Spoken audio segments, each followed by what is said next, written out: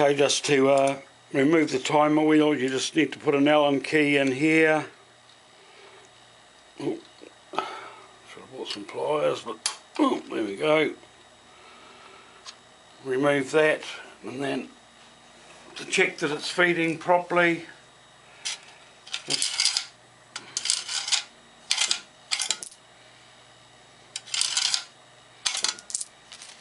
is what I do with every box.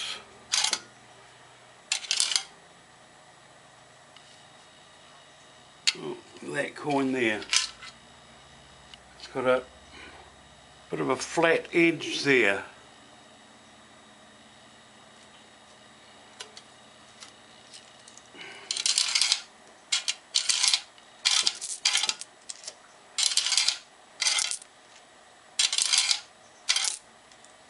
%of the coins should operate perfectly, and any other foreign ones that are too small or too big won't fit anyway, so